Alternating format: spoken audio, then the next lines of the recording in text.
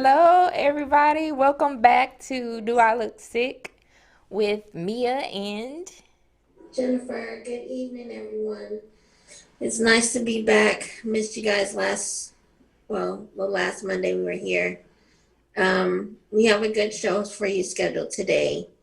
Um, well, a lot of you know that Mia and I are business partners, but what you may not know is that we're actually very, very good friends.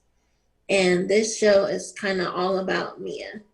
I think that as friends, it's important to give each other your props and your flowers while you're here. And there's something that she's accomplished that has been so wonderful and has been painstaking and required so much focus and drive that I think that today is a perfect day for us to celebrate her and all the work that she's done on herself.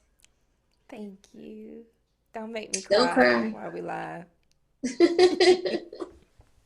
So, what we're going to talk about today is Mia and her journey to weight loss and healthy living with sickle cell. So, a lot of you have known Mia for a long time and you have seen her journey from the size that she was to the size that she is now. And we want to just talk about how she did that and what kind of things she had to change mentally, physically, spiritually, and emotionally to get to where she is. In case any of you are struggling with the same issues, maybe this can be helpful to you. Yes, it should be. I've had quite a few people reach out to me just asking questions, and so I'm ready to actually talk about it. So let's start with, you growing up. Um, were you always like big boned, or was that something that you gradually became, It as you grew older? it definitely gradually happened. As a kid, like in my childhood, that was the first time I heard like skinny mini, and that was normal as a kid. Like that's me and my sister there, and you can see slimmer there, a lot slimmer. And then when I was younger, because this will add to the conversation later, I used to write my mom like I call them feelings letters. So that's how I was able to deal with my emotions. But after so long, it felt like those conversations weren't productive. So I turned to food to kind of cope. So if you can see the next picture with me in middle school, it just kind of gradually happened. That's my middle school picture, like from seventh grade. And then in high school, it just gradually, over time, just dealing with things emotionally by eating, I just gradually gained weight. So at that time, would you have considered yourself an emotional eater, or is that something that maybe you didn't realize at the time and you didn't understand until later on in your journey with food and weight? I definitely did not understand. I like in the past few years, I've like really, it really clicked and it linked. As a kid, I didn't know. And even in my stressful events, I remember one doctor really trying to tell me, hey, she didn't put it in such a nice way. So I rejected anything she had to say. So anytime the doctors would tell me, well, you need to lose weight or you need to deal with such and such, my coping with that was to stop at the McDonald's right outside the doctor's office to cope. And okay, this is my last cheeseburger meal, whatever. But I definitely did not realize that as a kid. And my family, we just used to feeding people. That's just how we are. So you know how we get down. So it didn't really help that we all kind of eat like that. So but yeah, I'd say in the most recent years is when I put the two together. That was definitely not something that I was taught when I was younger, or really how to properly deal with my emotions. So what was like your catalyst for really, because you said you would go to the doctor and they'd say, hey, you need to lose weight, but you'd stop at the McDonald's anyway. what was really like the catalyst for you to say, okay, you know what, I really do need to get serious about my weight, and it may or may not be affecting my health? What was like that turning point for you?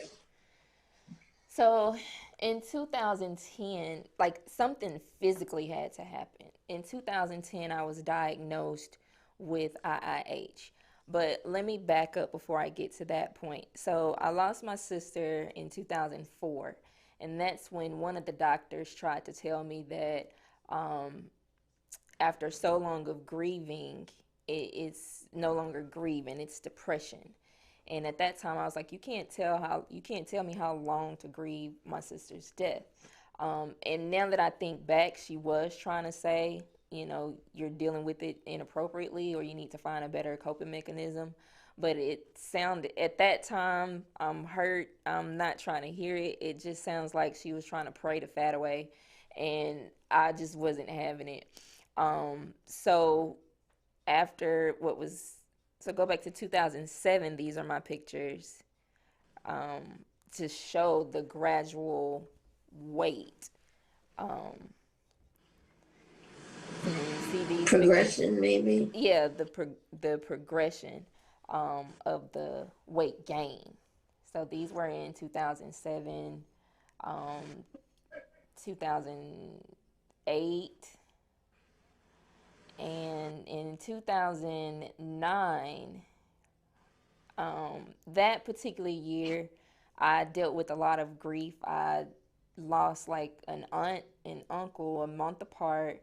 I lost several sickle cell friends, and of course, I turned to food to cope. So in 2010, with this diagnosis of IIH, which is idiopathic intracranial hypertension, that's basically where you have high brain pressure. And it started off with really, really bad migraines. Like, even this light would just hurt my head so much. The migraines were every day and gradually getting worse. My eyes were bulging out of my head because my optic nerve was swollen. It was to the point where, like, one of my eyes would look straight ahead, and this eye would just kind of fall to the wayside. I couldn't even do anything for myself. And we went from doctor to doctor to doctor to doctor trying to figure out what was wrong with me. So, because I see a retinal specialist, he was able to see what was going on with my eyes and kind of look back and refer me to a neuro-ophthalmologist who diagnosed me with IIH. That I had to have spinal taps, several. One of the spinal taps caused my leg to go numb, so I couldn't really walk. The first month or two, I could not hold anything on my stomach. Nothing. I was vomiting like every day. Unfortunately, I lost about 15, 20 pounds. I say unfortunately because that's not how we want to lose weight. Right. But, you know, and I just felt miserable. I remember my mom rolling me around in a wheelchair because I couldn't walk. And people were like, "Oh my God, you look beautiful." And I just felt like they were lying. I could not look to y'all how I felt because I felt like pure hell. But there was so much fluid on my brain that the tube that they keep the fluid in, it wouldn't stay sealed. It kept popping off because the pressure was just so high. They were shocked that I had not had a stroke because of the levels that the fluid was at. My family was really scared. They didn't know what was going to come out of it. They didn't know if I was going to make it or not. They were just really scared. I spent time in ICU. It was just really, really horrible. And I went through that for about 3 months, 3 to 4 months. And I was finally able to keep food on my stomach, walk on my own, and kind of get back to normal. So after that, which they told me they saw often in young overweight women, and the medicine that I had to take was just as horrible. Let me also add, I lost my sense of taste and smell, which actually benefited me. I lost it for 2 years. But once I was able to get back on my feet, I was going to the gym before work. I was watching my portions. The fact that I really couldn't taste or smell anything, I had to use that to my advantage. So when whoever was cooking in the house, I couldn't be like, "Ooh, that macaroni and cheese smells so good. Let me have some more." Or it tastes so good. Let me get some more. So it made me more mindful of, am I really hungry or am I just being greedy right now, you know? Yeah. So So you were that's more having to focus on eating for your health rather than for pleasure. right, right. I couldn't eat. It would be a waste to eat for pleasure because I can't taste it. And it would just do nothing but frustrate me because I'm like, oh, I'm craving these things, these Starbursts or these Cheetos, but I won't even get the satisfaction because I can't taste it. So that is really what kick started the physical component to all of this. Um, Over the years, I've gained kind of going back and forth, but that's what I would say, that's what started the physical component to it. Okay, so we all know that losing weight and pretty much attacking any goal, not just weight loss, but any goal that you want to attack, is not just the physical act of, I'm going to attack this goal. You have to make the changes in your mind and you have to make the changes in your spirit and all the kind of things. So, when did those changes start for you? Did they happen at the same time you made the physical changes, or did it take a little bit longer to make the other changes in your life? It definitely took longer. Like it took me a while to accept the new body that I was in. I guess because of all the physical stuff that I had gone through. And in my head it was just a physical thing at the time. I would really say last year is when I connected the emotional part to everything. Mentally, I've been talking about being on a healing journey overall for quite some time. So that was kind of like speaking it into existence. But I know that healing is not just physical, like you mentioned earlier, it's also mentally, emotionally, spiritually, financially. It's all those components. So, in me speaking that into my life, it was to incorporate all of those things. But like I said, it wasn't until last year that I really tied the emotional part to it. My cousin, who would have turned 25 on Friday, he passed. And I noticed pretty much right away how I was eating again. Like, I don't want to say relapse because it kind of sounds bad, but that's kind of what happened. Like, when I'm stressed or when I'm dealing with something, I just revert to food, and not necessarily healthy food. I don't want to go eat a salad when I'm stressed out. I want a piece of cake or I want some ice cream. But those, I've recognized that habit like instantly, almost instantly. And I reached out to a friend of mine, and we know what to do when we're not in the time of crisis, whether it's grieving, whether it's pain, whatever. But in the moment, you're kind of like absent minded. So I text her and I'm like, I don't know what to do. I'm eating crazy again because I'm dealing with this, that, and the other. And she talked me out of it. She sent me a video to try out. I won't say talk me out of it, but she talked a little bit of sense into me. Um, but she sent me a workout video, and I figured maybe let me kind of redirect that energy. Let me, instead of stress eating, let me go work off the stress. To some people, that's be like, duh, but for me, it was just, I have to figure out something. So that's when the emotional part really stuck in. And as I thought about it in that particular situation, all the other events in my life where I've really grieved or really been in stressful moments just led to my weight. Um, and the things I went through with IIH, if I won't, yeah, if my weight was to go back up to that point, I'll have to experience all those issues again. So that's been like my motivation for maintaining, losing and maintaining because I'm so close to that threshold.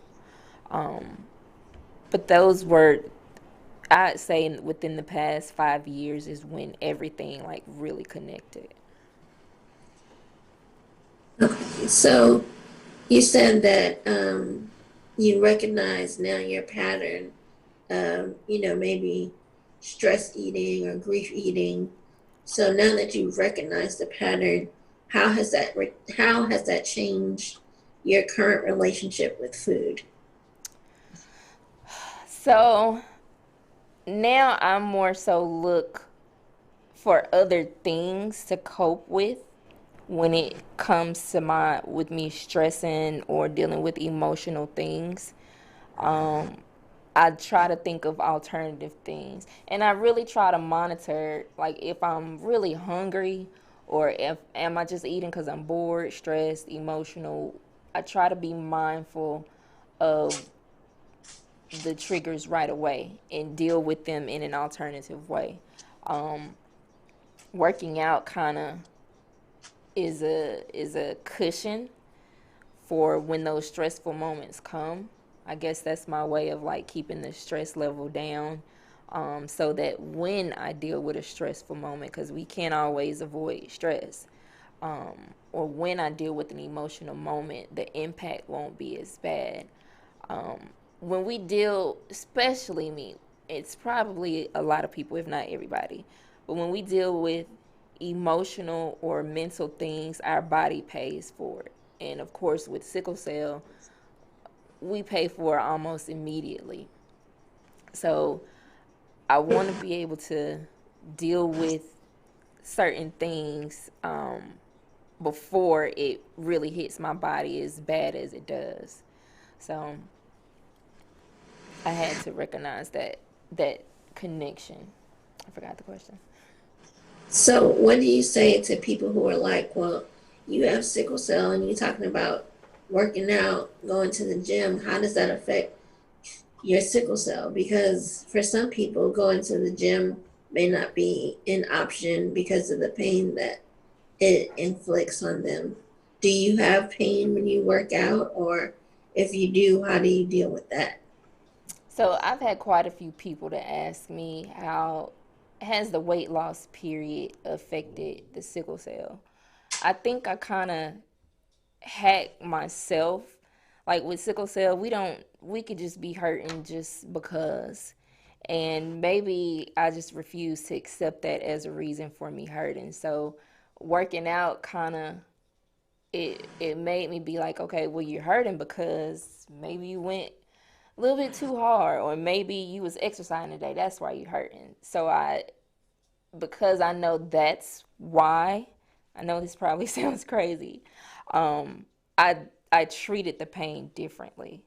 So So you basically give yourself an explanation for it. yeah, yeah, because in my mind, okay, if it's sickle cell pain, and I just realized this, if it's sickle cell pain, because everything isn't sickle cell pain, but if it's sickle cell pain, okay, that's what the prescription meds are for. But if it's pain because of soreness or because of whatever else, then I don't need to jump to the prescription meds. And doing that, actually, I was able to wean myself off of the pain medicine. You really have to know your body in order to see what you can tolerate. We overcome stuff all day, every day. Just cleaning will put us in pain. So sometimes, not all the time, but sometimes we do have to push ourselves a little bit more. We have to be able to recognize our tolerances, know how to treat different types of pain. It's really been a journey of learning my body. And that's the best way I could tell people to who have sickle cell to deal with it. Even just getting up and cooking food for yourself, for your family, puts us in pain. So why not on the days that you can, even if it's just stretching, if you want to practice yoga, that's not physically exerting yourself. That's really just stretching. I associate yoga with physical therapy. You know, they tell us to go to physical therapy. So if we incorporate yoga, we're stretching out the joints, stretching out, the muscles and everything else. sometimes laying in the bed too much will cause us pain. So it's just like when we go and travel, when we would go and travel, we knew we were going to be in pain. So we knew we had to pay for it. So I kind of Like, hacked myself in that way. Well, I'm going to pay for it anyway. It might as well just go ahead and do this 30-minute dance video, 45-minute dance video, and get it out the way. But it's really, you have to make it up in your mind that it's something you want to do regardless of your circumstances. Um, I wouldn't say to let it stop you, because you wouldn't let it stop you from doing anything else in life, period. At least you shouldn't allow it to. Yeah, you shouldn't allow it. um, so you said that you were able to wean yourself off of your pain meds. Do you mean completely, or do you mean wean yourself down off of some of the dosing? And is that because your weight is different, that you tolerate the pain meds different? It's it's a lot incorporated in that. The weight loss is included, and trying alternatives. So I was able to wean myself off of the harder prescription meds. I don't take as hard of a, I don't want to say what they are, but you know how Yeah. some are stronger than others, but it's still prescription.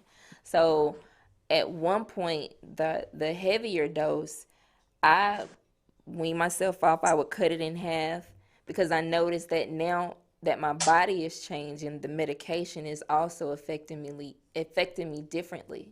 It's I'm really feeling more of the side effects from these harder medicines, and I really hate taking prescription meds. So I definitely didn't want to deal with them. So I would start by cutting it in half and then cut it down to quarters till I felt like I didn't even need that particular one anymore. So I still take medication, prescription pain meds if I need to. The weight loss did not, it didn't stop all the pain from sickle cell, but I can say that I'm able to balance it better with the weight loss. For me, with medical marijuana, um, and just eating properly, eating things that fuel my body instead of set it on fire. That's one thing, especially people with sickle cell. 80% of the weight loss is in your kitchen. It's not so much, that's like a Facebook percentage, so don't quote me for I real. was about to But say. but a big part of weight loss is what you eat. It's not so much the physical part to it. You have to have both components. But if we as people, period, can eat more to fuel ourselves, it's not, I'm not going to say it's a cure. It won't cure everything, but it'll definitely help. If you eating candy and sweets every day, all day, drinking sodas, that's doing nothing but adding inflammation to your body. And inflammation causes pain. So you're doing it to yourself in that instance.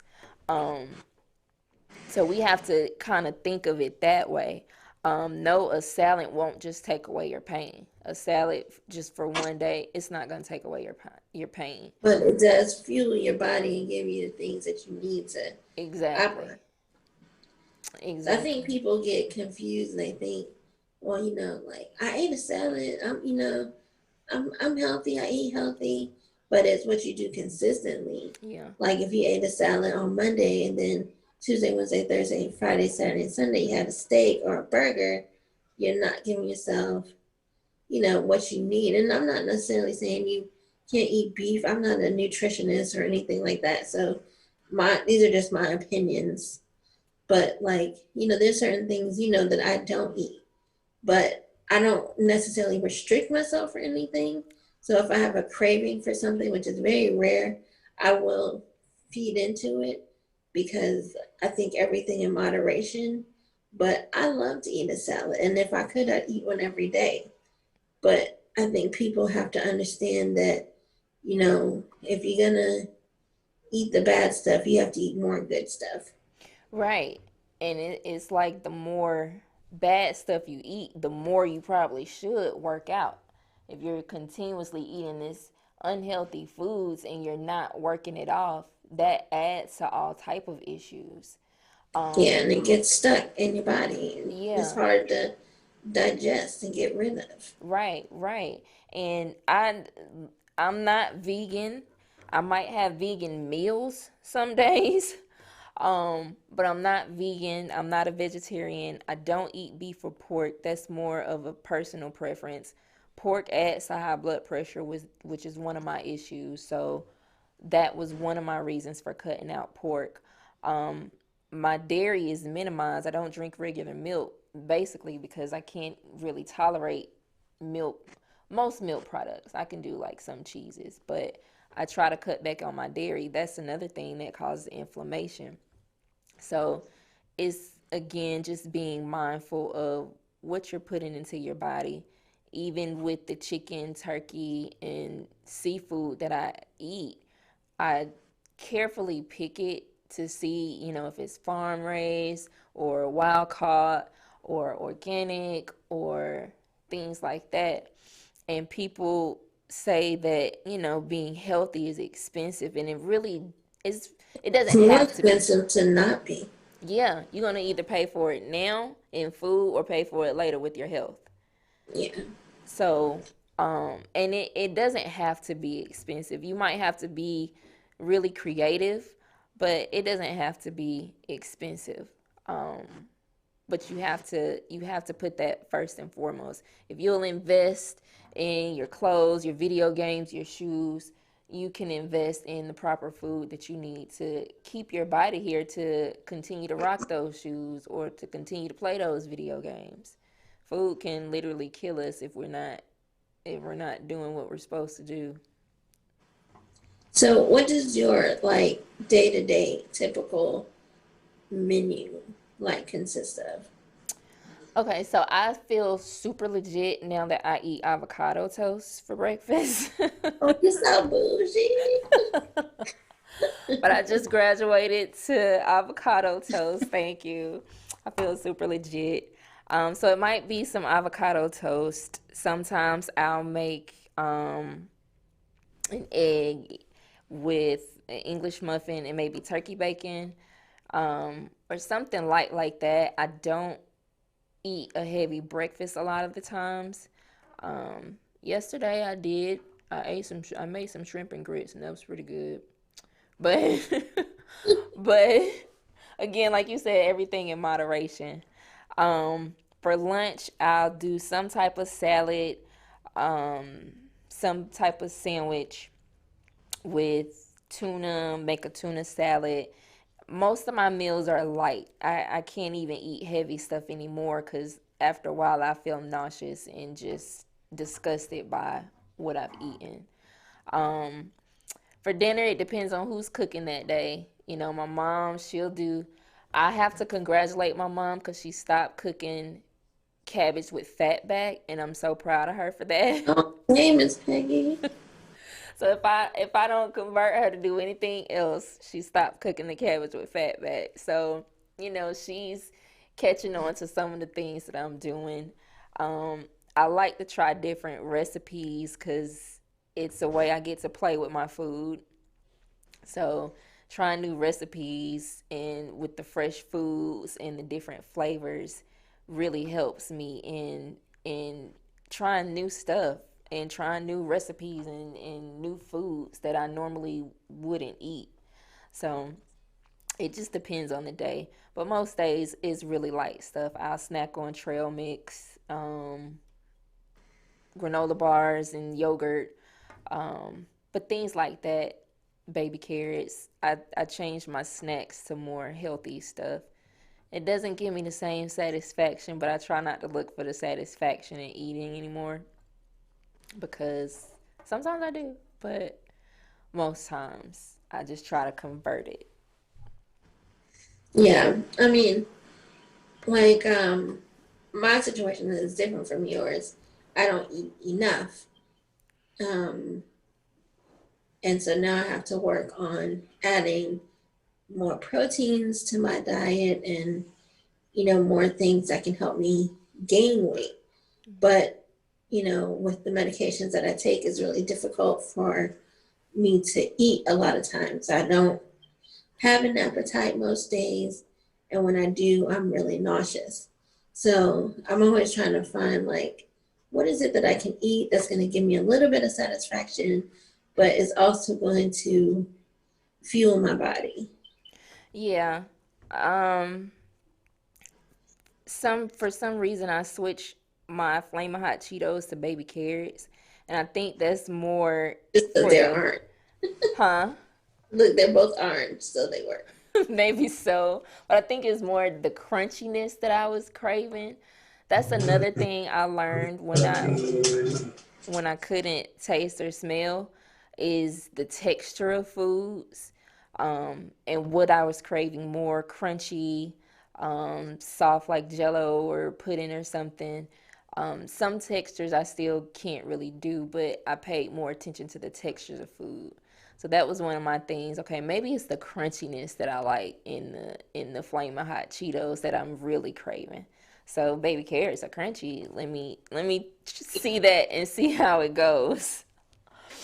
Um, but yeah, it's a process in our taste buds change. When I was a kid, you probably couldn't get me to eat Brussels sprouts, but now I find like that's one of the few things in the house that I could keep to myself.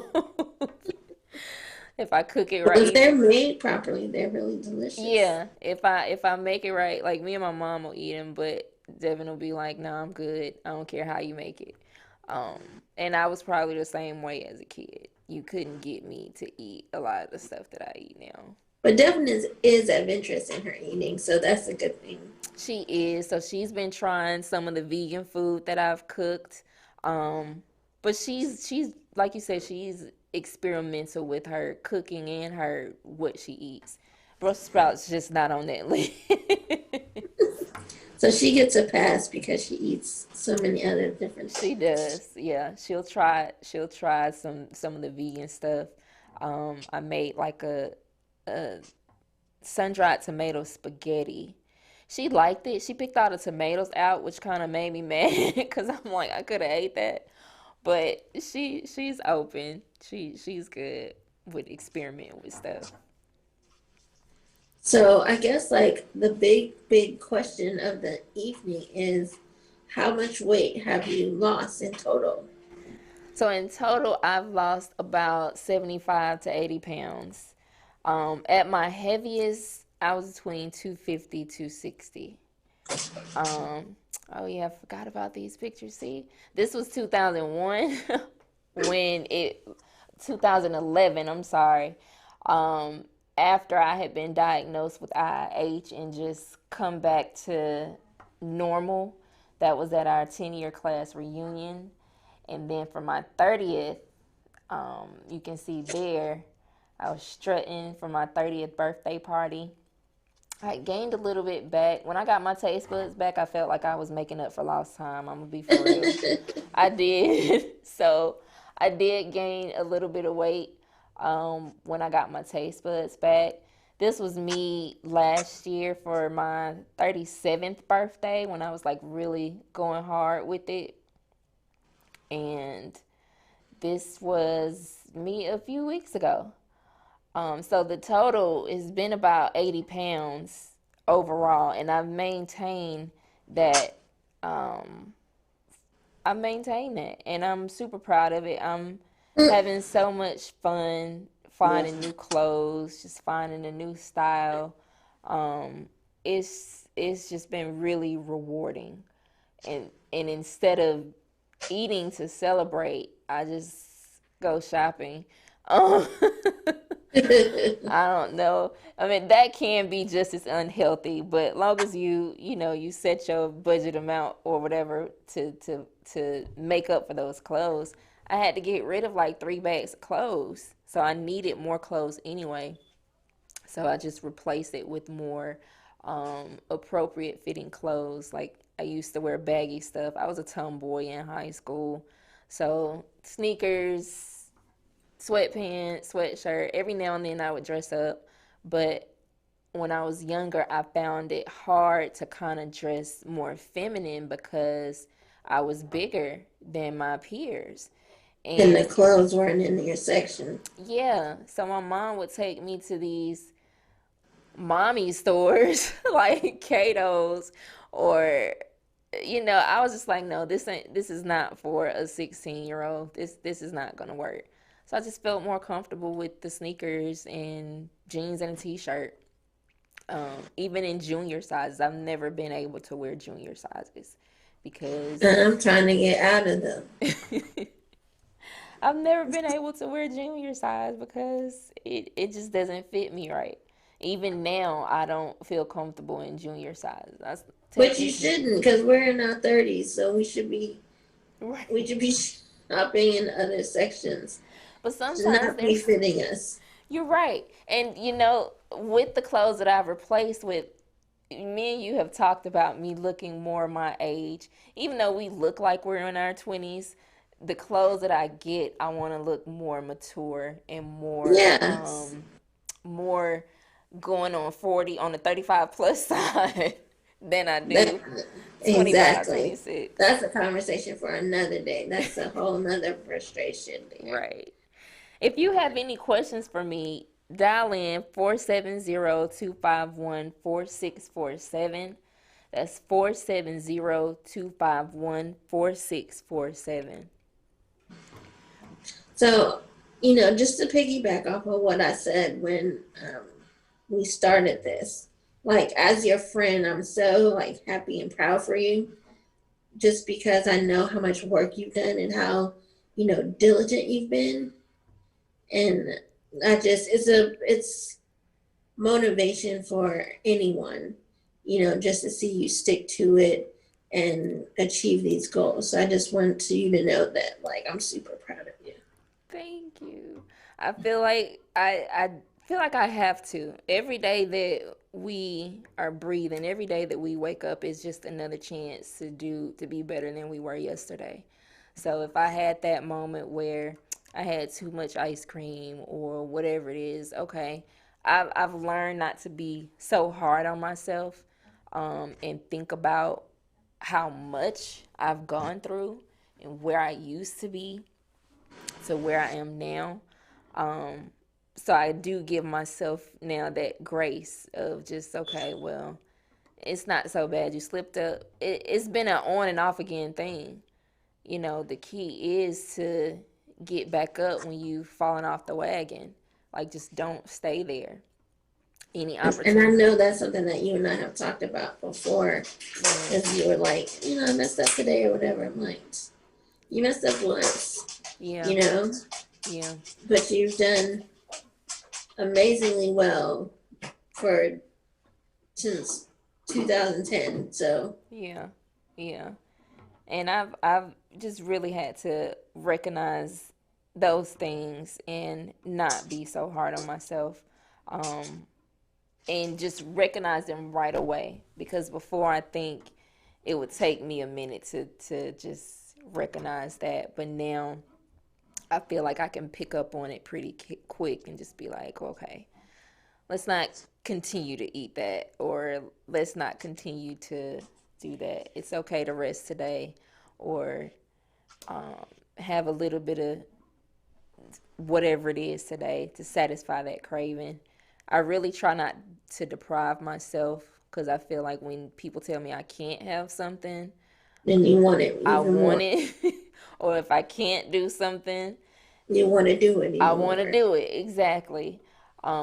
So instead of being like, dang, I can't have that king size Snicker bar, just let me have a fun size and I'm good. Meet me in the Right. middle. That And I is, mean, there's a way that you can allow yourself, you know, some little treats without going overboard. yeah, yeah. Moderation, like you mentioned earlier.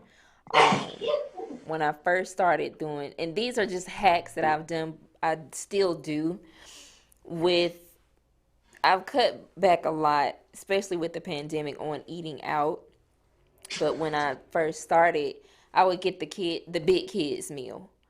That way, once the big kids meal is gone, I can't go and get any more. If I'm at Wendy's or whatever, I'll just get the kids meal. That way it cuts my portions and I'm not stuffing my face.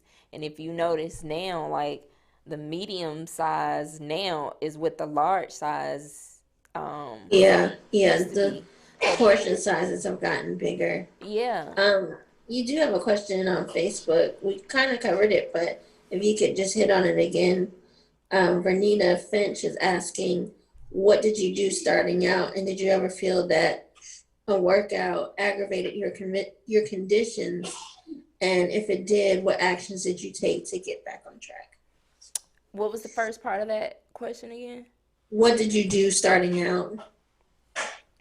The first step was really portion control. Portion control and cutting back on sodas and juice.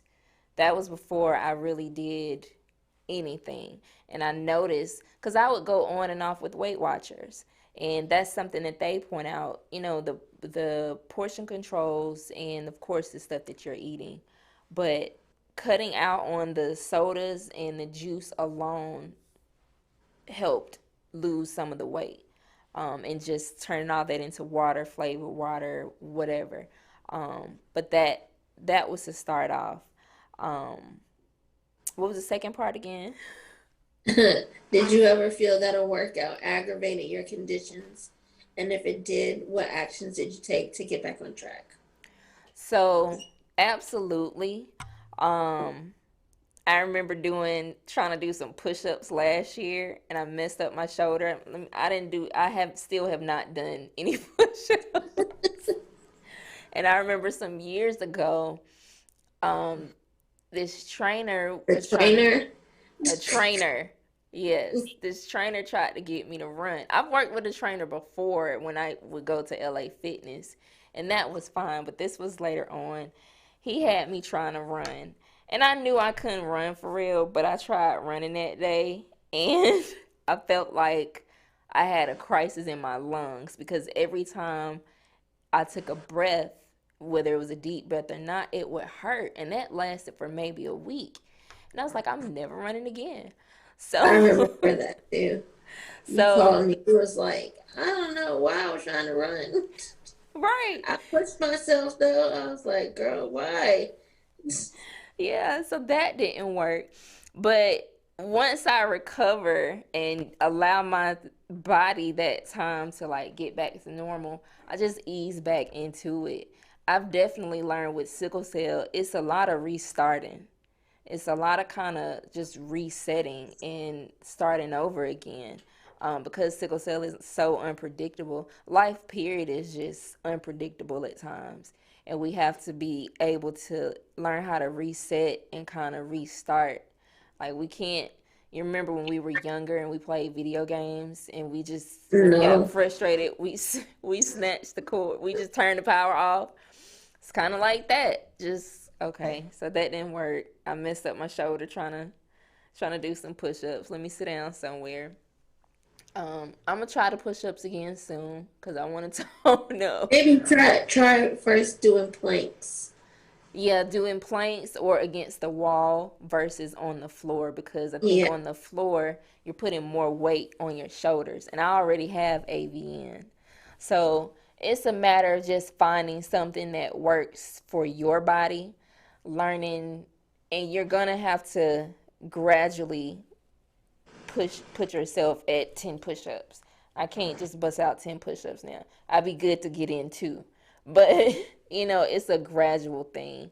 I used to be one of those that just want to go out and do it. You know how impulsive I can be. Okay, let's go. I'm gonna just go out here and What? do You're impulsive? it. So, like, okay, let's do it. We just need to go. And I pay for it later. So I've learned to see, okay, what I can and can't do. Let me just do a little bit and see how I do and build myself up to that. That's how I did with the workouts. So I would start with maybe 10, 15 minutes and just gradually increase the time. And Um, then find something that you actually enjoy doing. doing. Like the dance workouts are something that I enjoy doing. So those are easier for me to do continuously. Let me shout Like out if um, superhero superhero fitness TV. I can't even think of the name of the YouTube channel, but her name is Kiera Lachey, and she does a lot of dance workout videos. So one of my favorite, as you know, Jennifer, was Uncle the Luke. Uncle Luke hydraulics workout. I was killing that, y'all, because who doesn't? You can't just be still when you hear Uncle Luke hydraulics. You can't help but to move. And So even if you don't get all the moves right, you're still moving. yeah, exactly. Don't try to do it exactly like her because she work out and dance every day. I can't do that. And there were times that I was yelling at the TV like, "Okay, you doing too much, Miss Lachey. You doing too much. I'm gonna just sit down and come back to you later." But yeah, just knowing what you can tolerate and gradually leveling up instead of just trying to get out there and go head first. It just And the takes good thing time. about her, she tells you, you can do it at whatever your level is. Yeah, exactly. Whatever level you're at. And she shows the modified as well as the more intense if someone wants to do more intense. So I like that she has the different levels. And she's very encouraging and inspiring. You know, we need to hear that when we're already doing something that we really don't want to do. So she's encouraging while she's teaching you the steps to the workout and stuff.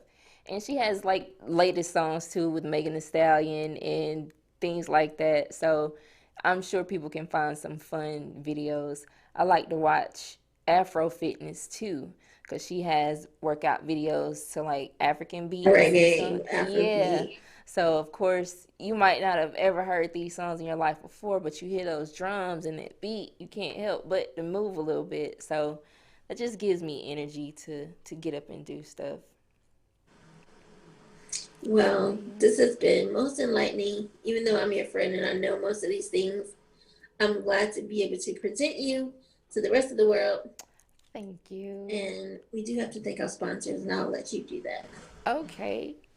So we want to thank the Apex Museum with Mr. Dan Moore. He's been a supporter for a long, pretty much since day one. We're just gonna say day one, and he's been a supporter of the sickle cell community as a whole for a very long time. So we're honored to work with Mr. Moore at the Apex Museum. We also would like to thank Tanya Robinson with Kids Daycare and Learning Center. Now, she has been there for almost 38 years. So, she is a huge supporter in our efforts here at Sickle Cell Awareness 365. So, we thank her. And we want to thank the Black Professional Network. I also want to give a shout out because I got some of my healthy meals to Plant Based Love. When we did the retreat and she showed us the taco soup and things like that, she's really been helpful with her stuff. So I did want to, shout her out. Plant Based Love. That's Rashida and And her her Jordan. husband, Yeah, her husband Jordan. Check her out on the Instagram. same social medias you can check us out: Instagram, Facebook. I think those are the only two. TikTok. But yeah, follow Manifest TV, Sickle Cell Awareness 365, and Plant Based Love on those platforms. So, is there anything else? But y'all, keep it up. Don't get discouraged. Have your moments of rest. Um, you can do it. Whether you deal with sickle cell or any type of chronic pain, it can be done. If I could do it, you guys can figure out what's best for you and how to get it done too. If that's really your goal, you have to make it up in your mind mentally. That's where it starts. Make it up here. I don't care if you decide to have weight loss surgery or whatever it is. Make it up in your mind that is what you want to do and it'll happen. So All right. that's it. Thanks for tuning in, you guys. Thank y'all. We'll We'll see y'all see you later. next time. Peace out.